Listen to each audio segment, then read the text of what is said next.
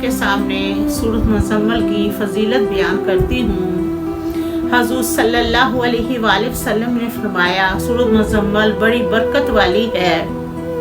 جو شخص اس سورت کو پڑھے گا اللہ تعالیٰ اسے دنیا اور آخرت میں خوش رکھے گا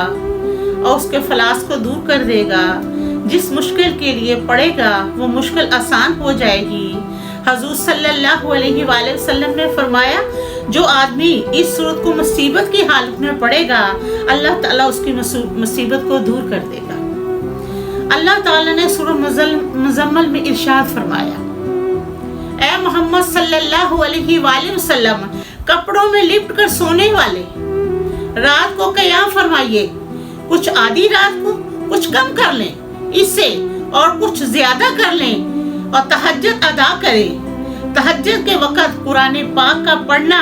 زبان سے درست بردرست صحیح نکلتا ہے۔ بے شک رات کا اٹھنا کہ تہجد کی رات ادا کرنے کے ٹائم اٹھنا اس وقت انسان کو بہت سخت نیند آتی ہے، تو اللہ تعالیٰ نے ارشاد فرمایا بے شک رات کا اٹھنا اپنے نفس کو روک کر اٹھنا اور سب کو چھوڑ چھاڑ کر اسی کی طرف دل لگانا۔ بے شک آپ صلی اللہ علیہ وآلہ وسلم کا رب خوب جانتا ہے کہ آپ صلی اللہ علیہ وآلہ وسلم قیام کرتے ہیں، کبھی 2/3 رات کو،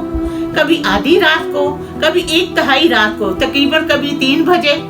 کبھی 2 بجے، کبھی 1 بجے، یہ تہجد کا ٹائم ہے۔ تو اللہ تعالیٰ نے فرمایا کہ جو بھی تہجد ادا کرتا ہے اس لیے اسے چاہیے کہ آپ صلی اللہ علیہ وآلہ وسلم کے حکم کے مطابق سنت کے مطابق چلیں، کہ ہمارے آپ صلی اللہ علیہ وآلہ وسلم تہجد ادا کیا کرتے تھے، اور جو آپ صلی اللہ علیہ وآلہ وسلم کے ساتھی تھے وہ بھی آپ صلی اللہ علیہ وآلہ وسلم کو دیکھ کر تہجد ادا کیا کرتے تھے۔ تو اللہ تعالیٰ نے قرآن پاک میں ارشاد فرمایا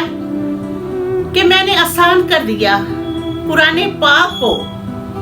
اس لیے پڑھ لیا کرو قرآن پاک کو جتنا آسان ہو سکے۔ قرآن پاک کو اللہ تعالیٰ نے فرمایا کہ میں جانتا ہوں کہ تم میں سے ہوں گے بیمار، کچھ سفر پر ہوں گے اور کچھ تلاش کر رہے ہوں گے اللہ تعالیٰ کا فضل، اور کچھ لوگ ایسے ہیں جو اللہ تعالیٰ کی راہ میں لڑ رہے ہوں گے۔ اس لیے اللہ تعالیٰ فرمایا کہ جتنا ہو سکے قرآن پاک کو پڑھ لیا کرو، قرآن پاک کو پڑھو اور قائم کرو نماز کو،